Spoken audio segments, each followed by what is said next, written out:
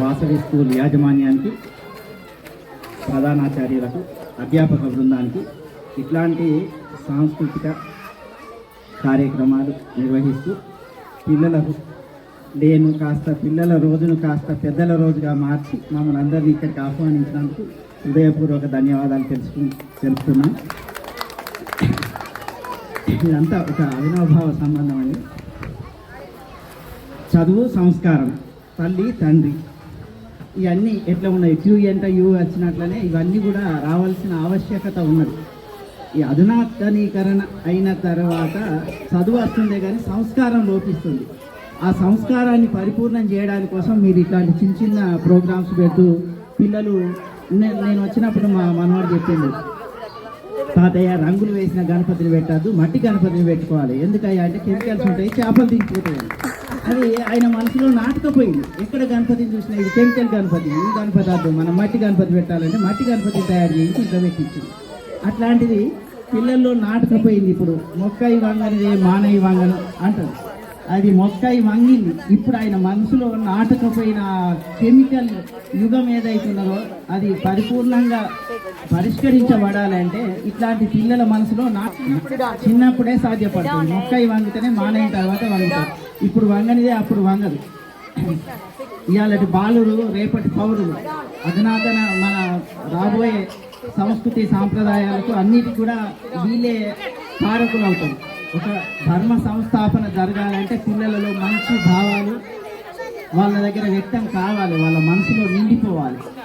తల్లి, తండ్రి, గురువు, దైవం, ఈ 4వ స్టేజ్లో దైవం ఉన్నాడు. ఫస్ట్ తల్లి, సెకండ్ తండ్రి, తర్వాత గురువు, 3వ స్థానం విద్య, ఆలయం.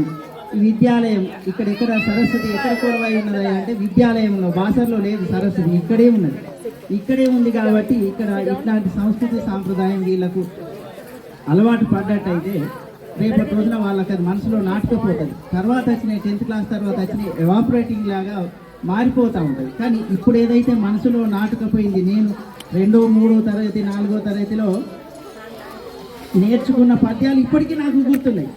అదే ఫిజిక్స్, కెమిస్ట్రీ నాకు గుర్తులేదు. 25-30 సంవత్సరాల గ్యాప్ వచ్చేసరికి నాకు ఆ కెమిస్ట్రీ గుర్తులేకపోయింది, ఫిజిక్స్ గుర్తులేకపోయింది.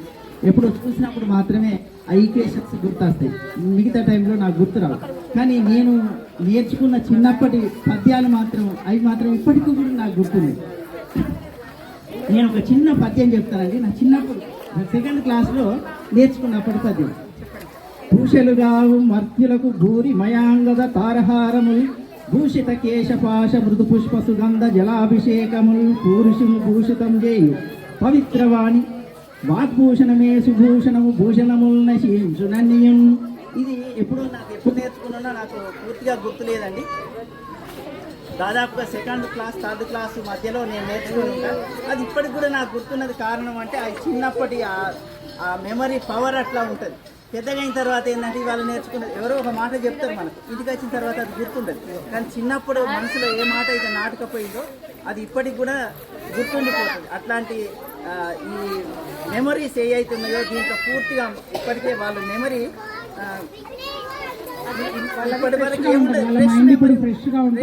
ఉంటుంది. కాబట్టి దీంట్లో నాటుకుపోయిన ప్రతి ఒక్క బీజం మహావృక్షం అవుతుంది. తర్వాత ఏదైతే ఉంటుందో వస్తూ ఉంటాయి, వెళ్ళిపోతూ ఉంటాయి. అవన్నీ మెమరీలో పెట్టుకోవడానికి అక్కడ స్థానాలు ఎక్కువ ఉన్నాయి. కానీ వాళ్ళు ఇప్పుడే తయారైన కాబట్టి వాళ్ళ మెదడు బాగా క్లీన్గా ఉంటుంది. కాబట్టి ఇక్కడ ఏదైతే ఫిక్స్ అయిపోయి ఉన్నదో అది వాళ్ళ జీవితం మొత్తం ఫిక్స్ అయిపోయి ఉంటుంది. అట్లాంటి మంచి సంస్కృతి సాంప్రదాయాలను మీరు నేర్పిస్తూ మా పిల్లలకు మంచి భావి భారత పౌరులుగా తీర్చిదిద్దడానికి మొదటి పాత్ర మీదే. కాబట్టి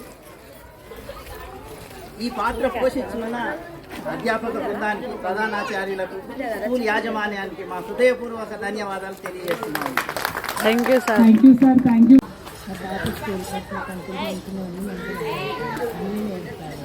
నాకు కూడా ఇక్కడ నేర్చుకుని నేను ఇంటికి వచ్చి అది నేర్చుకుని పూజ చేసుకొని పూజ సరిపడి చేయాలని నేను కూడా నేర్చుకుంటాను.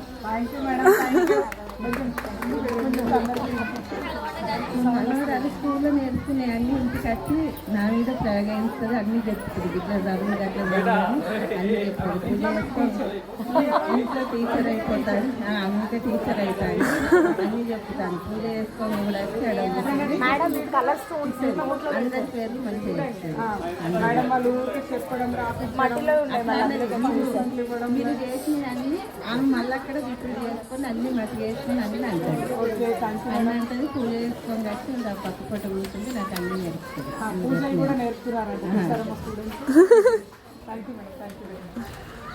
ఉంటుంది. ఒకరు మాట్లాడితే ఎవరైనా మాట్లాడతారు, అంతే కదా మేడం? హాయ్ శోభ, మన్మరాజు స్కూల్కి రానని ఏడినది, కల్లా తయారై రెడీ ఉంటుంది. వాళ్ళు నాన్ననే లేట్ వస్తారు అంతే. కొందరు పిల్లలు ఫోన్ అని వేస్తే కానీ ఆమె అస్సలు ఏడవదు. Thank you madam. మీరు ఓకే. మంచి కాలనీలో ప్రోత్సహించుకొని స్టార్ట్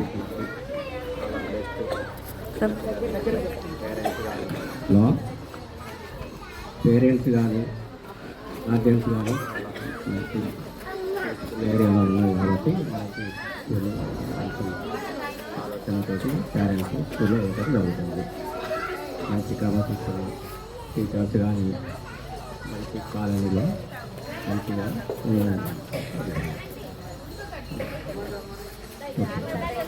థ్యాంక్ యూ. నమస్కారం.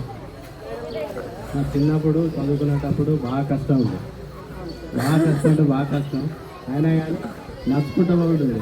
మళ్ళీ పెద్దపల్లికి అంటే అప్పుడు రోడ్డు లేదు, నడుచుకుంటూ వచ్చేనే చదువుకున్నాను.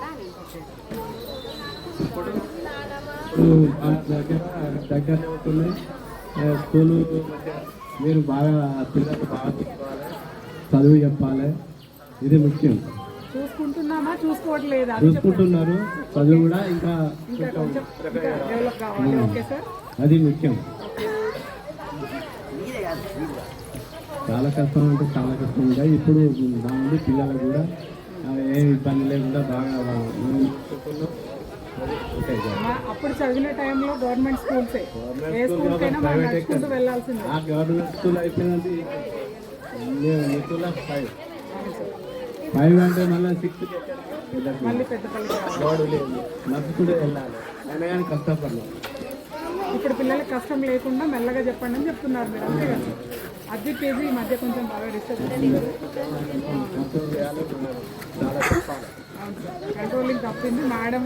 ఇద్దరు పేరెంట్స్ ఇద్దరు జాబ్ చేస్తారు కాబట్టి మీరు కొంచెం ఇంట్లో చూసుకోవాలి సార్.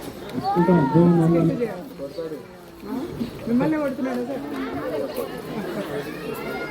గారాబం ఉంటుంది కదా గ్రాండ్ పేరెంట్స్ అంటే. గ్రాండ్ పేరెంట్స్ అందరూ పిల్లల్ని పట్టుకొని ఇలా వస్తే చాలా సంతోషంగా ఉంది. మా అమ్మాయి వాళ్ళ పాప అయింది. మా అమ్మాయి వాళ్ళు ఈ పాపని మా దగ్గర నుంచి వెళ్ళారు. ఈ పాపకు స్టడీ ఎట్లా చేయాలి అనుకున్నాం మేము. ప్లే స్కూల్ ఇక్కడ మనకి అవైలబుల్ లేవు కదా ఇట్లా అని ఆలోచిస్తే మాకు దగ్గరలోనే మంచి ప్లే స్కూల్ ఉందని నాకు అర్థమైంది. అందుకే తొందరలో తీసుకొచ్చి ఇక్కడ జాయిన్ చేశాను. మా పాప చాలా నేర్చుకుంటుంది. ఇవి కూడా యాక్టివిటీస్ బాగానే ఉంది.